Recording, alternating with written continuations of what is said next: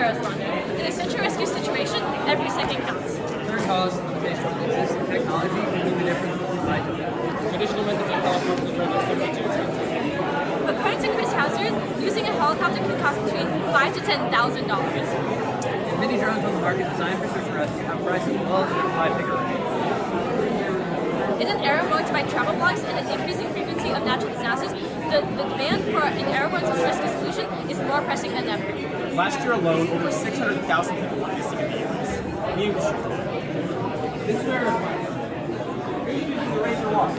A rope-powered, reusable, small UAV plane designed for search and rescue, capable of locating a missing person, utilizing radio frequency or RF detection technology.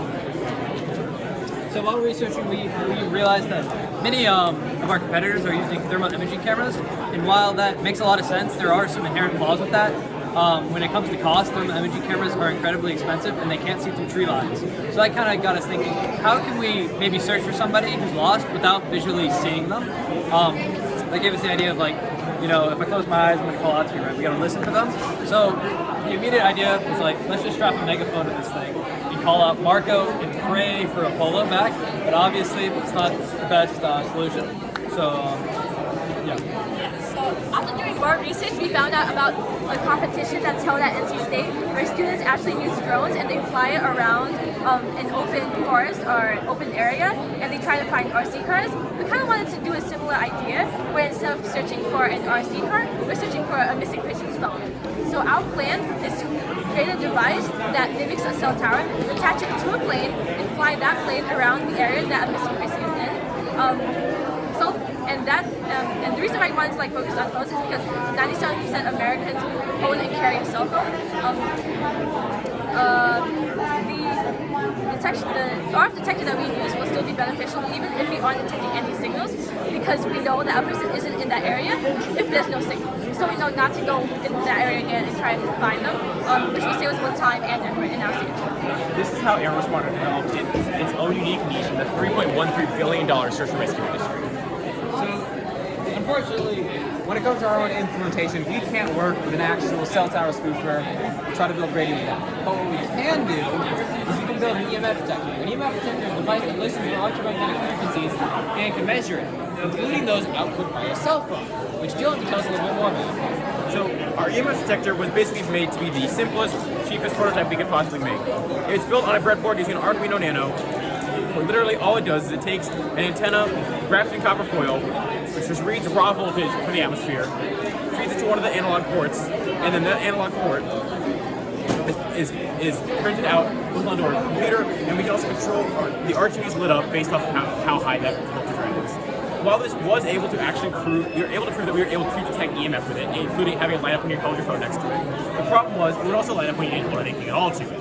What we found out was that, after meeting with our mentor Austin, is that a breadboard-based circuit like this leaks EMF in itself. Hence, it was literally picking itself up, which caused an oscillating issue, which basically destroyed the ability to get any proper testing. From there, we pivoted to developing an RF detector. I'm sorry, I can't get it well out of it. Developing an RF detector. Built with proto boards instead, still utilizing the Arduino Nano though, and using the AD8007 logarithmic RF detector chip to get raw RF readings and output them to voltage. While the prototype board was a significant improvement from the breadboard, it still had its flaws. So what we realized what we really need is a software-defined radio, which can search on specific frequencies simultaneously. But due to budgetary reasons, we weren't able to apply it. Let's talk about the hypothetical where we do have that software-defined radio. So let's consider a 100-mile by 100-mile search area, 10,000 square miles. That's a huge area. That is part of Alaska, uncharted wilderness. We've got a missing person somewhere in there. And the plane's going to fly at about a mile a minute through this area, searching and searching and searching. Now the plane is trying to come within 20 miles of the victim because at that point, the plane will connect to the phone. However, even when it's not connecting, we still are getting valuable information from them because we know that the person is in the area near the plane.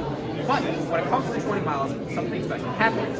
One, we get a transmission back to base camp of the fact that that connection is made. It says the location and the time, which means, hey, we know somewhere on a ring around the plane, about 20-mile radius, give or take a little space around that, the victim's there. So we can send search and rescue teams to that ring and get them around it.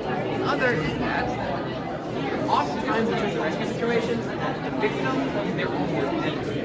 Their way to make it hard to aggressive. You ever get Amber Alerts or emergency when they're not looking at your phone and scream, they're loud, they don't shut up? That's what AeroSponder is going to do. We're going to send one of those beings to the victim's cell phone that tells being rescued.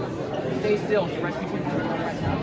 That way, from there, everything can be worked out. And ultimately, this is the circle of the 20-mile radius, excluding the inner circle where they're not likely to be around the plane.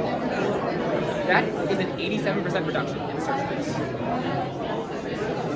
In the case that we actually can't find the missing person, our biggest concern becomes confinement. Confinement is the process of shrinking down and restricting an area that a missing person might be in. That is, confinement will be our role that we play in the search and rescue effort. So, confinement is a role that no other pre-existing airborne search and rescue solutions fit into. Hence, this is an entirely unique market niche where we are the first product on the market to fit into this process, and it'll also be non-intrusive into pre-existing search and rescue methods. So when it came to testing, our mentor Austin advised us to test the two systems separately. So planes and so when it came to testing the plane, we've been plane testing since day one. So a very simple paper airplane. And then we slowly started testing onboard models that has different airframes and how the aerodynamics affect the different shapes. And then finally, when it came to testing the final product, we just went out to like a big open field in a rural setting and tested all control circuits and taxi procedures on the ground first to make sure everything worked multiple times. And then finally got the courage to try and take off. And then with a few broken landing gears here and there, we were able to take off. Unfortunately, we can't test the radio for two reasons. One, it's illegal, and two, it's not working well enough to do that. What we can do, though, is go back to that hypothetical space and build a simulation to represent it. So here's a simulation that represents that 100 mile by 100 mile search area. Now, within this simulation, we want to test different ways to move the plane. One was the simple snaking back and forth method, but that's really inefficient. That took about, on average, 3,000 minutes to connect to the phone. We can do better. Then we tried a wider snaking pattern that sacrificed some space in the name of efficiency. That was better. Got it down to about 500 minutes, but we can still do better than that. Then we did a spiraling pattern. So we adopted an idea from game theory called adversarial search, where you assume that the other player, in this case the victim, is making the choices that make it hardest for you to succeed. So we tell the victim to move away from the plane to start. The spiraling pattern accounts for this because it can catch up and circle the victim. That way, when the victim moves into the path, we get that connection. Ultimately, we found that we can make that connection between the victim and the plane in 182 minutes, just over 3 hours. The process of confinement typically takes multiple days. If we can achieve that before night even falls, the odds of a victim surviving when they are a missing person becomes astronomically high. So, by combining the Ranger 1, our plane, the RF detection technology, and our novel search algorithms, we have developed a system that will be budget-friendly and will save lives faster than ever before, in an all-new niche. Thank you. Any questions?